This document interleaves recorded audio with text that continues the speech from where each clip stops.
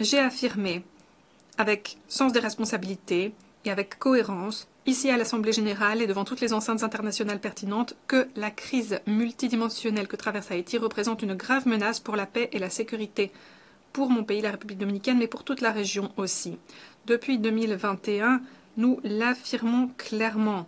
La seule issue pour Haïti passe par une action internationale cohérente sur la durée pour réunir les conditions de sécurité à minima et ouvrir la voie à un accord démocratique et souverain plus vaste au sein de la société haïtienne elle-même. Haïti est victime aujourd'hui d'une tragédie humaine sans précédent, en proie à la violence extrême, à l'effondrement de ses institutions. Ce sont des bandes de criminels qui contrôlent le territoire et terrorisent la population, des groupes que les gouvernements de la République dominicaine et des États-Unis ont qualifiés de organisations terroristes et classées comme telles. On ne peut négocier avec de tels groupes. Face à cette réalité, nous avons déployé une offensive diplomatique robuste avec pour objectif d'obtenir une riposte internationale efficace. Dans cet esprit, le Conseil de sécurité a donné son feu vert à la mission multinationale d'appui à la sécurité, la mission MSS, accompagnée par un embargo sur les armes et un régime de sanctions visant les personnes et les institutions qui permettent les activités de ces organisations criminelles.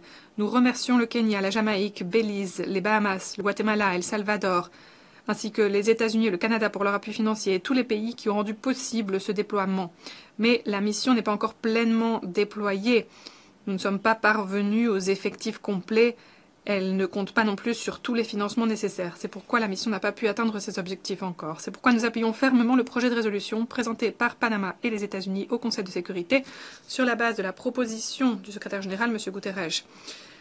Projet de résolution qui vise à faire de la mission MSS une force à même d'imposer l'ordre et de rétablir la paix, avec une structure de commandement renforcée, des objectifs clairs, mesurables, et un appui logistique et opérationnel via un bureau ayant mandat confié par les Nations Unies. Cette proposition vise à établir une présence plus robuste, mieux coordonnée, avec une meilleure supervision, une meilleure rendition de comptes, tant sur le plan des droits humains que sur le plan opérationnel.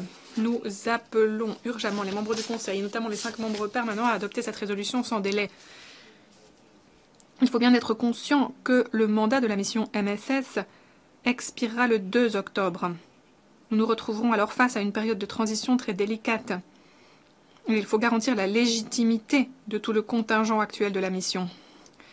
La République dominicaine demande donc à ce que ce projet soit appuyé. Nous le faisons alors que nous sommes les acteurs en première ligne, confrontés face à l'effondrement d'Haïti. Nous appelons également à un appui politique, financier et opérationnel de l'Amérique latine et des Caraïbes à la mission en Haïti. Haïti est un pays de notre région. Nous devons partager cette responsabilité en tant que voisins. Je veux dire clairement que la République dominicaine continuera de protéger son intégrité territoriale et continuera de faire valoir son régime national en matière de migration. On ne peut accuser un État de mal se comporter si celui-ci ne fait que défendre ses frontières et garantir la sécurité de ses citoyens. Ce n'est pas à nous d'endosser à nous seuls le poids d'une crise qui dépasse les capacités d'une nation quelle qu'elle soit. Ce n'est pas tenable.